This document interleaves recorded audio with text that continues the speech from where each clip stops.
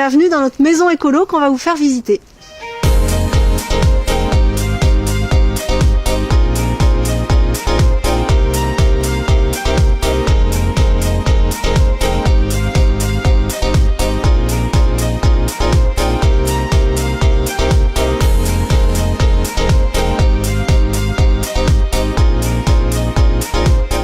Donc là, c'est notre potager, 100% bio évidemment, avec le compost qui vient l'alimenter et quasiment autonome en légumes. On prend un petit panier à la map et super écolo sinon. On a là le bois coupé par notre grand Xavier qui chauffe tout notre poêle à bois, c'est du bois du coin. Et on a les toilettes sèches pour alimenter notre compost aussi. Et là, c'est la cuisine. Alors, ici, on mange beaucoup végétarien, enfin on est flexitarien, ça veut dire qu'on mange beaucoup de céréales et de légumes, avec entre autres les légumes de potager. Pour les céréales, on a plein de bocaux à vrac parce qu'on achète 100% en vrac, on essaie d'avoir très peu d'emballage. Comme on fonctionne pratiquement qu'à l'eau de pluie, on a un robinet séparé pour juste un petit coin eau de ville et tout le reste c'est de l'eau de pluie. Un secteur important dans la maison écologique, on n'achète pas de bouteilles en plastique, donc toute l'eau est filtrée par un filtre sous évier, un filtre charbon actif et noix de coco. La préparation d'eau de pluie, ça commence par la toiture et les gouttières. Donc on a déjà un pré-filtre en gouttière avec un pare-feuille posé sur la gouttière. L'eau arrive par tuyauterie jusque dans ce réceptacle qui fait 15 000 litres.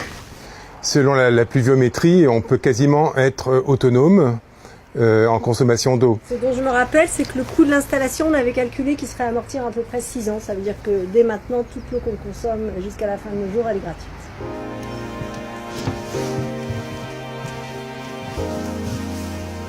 Là, on arrive dans le local technique.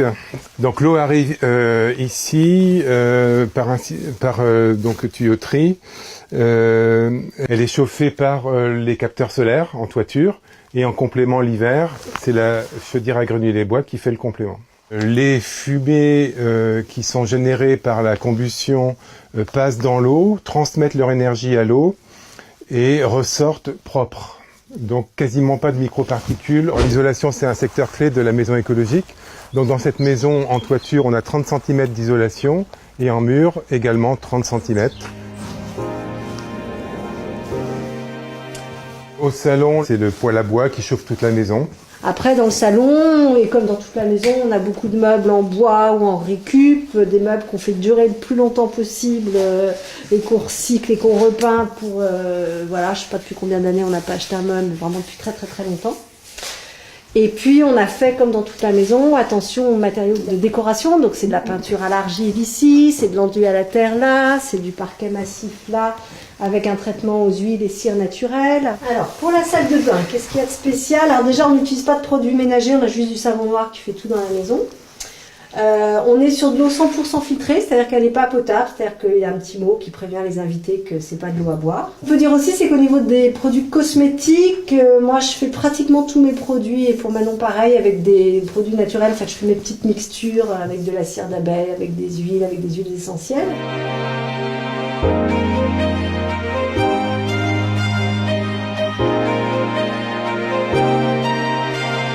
Au fil des années, on récolte les fruits de ce qu'on a semé. C'est-à-dire que maintenant, on a un potager qui nous nourrit, on a une cuve d'eau de pluie qui nous donne de l'eau, on a des panneaux solaires qui nous fournissent l'eau, on a des locataires qui sont heureux d'habiter avec nous sur ce terrain et qui nous rendent un loyer. Donc c'est une spirale vertueuse qu'on a amorcée au prix de certains, entre guillemets, sacrifices.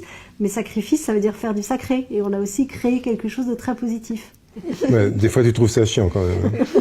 T'aimerais bien qu'on soit normal. Mais des fois, je me dis que c'est bien aussi.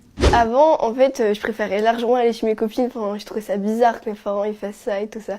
Maintenant, je comprends mieux. Enfin, je comprends pourquoi est-ce qu'il faut être plus écologique. C'est bien beau que nos parents ils s'en occupent, tout ça, parce que c'est nous qui allons habiter dans la planète du futur. Donc, c'est nous aussi qui devons nous en occuper.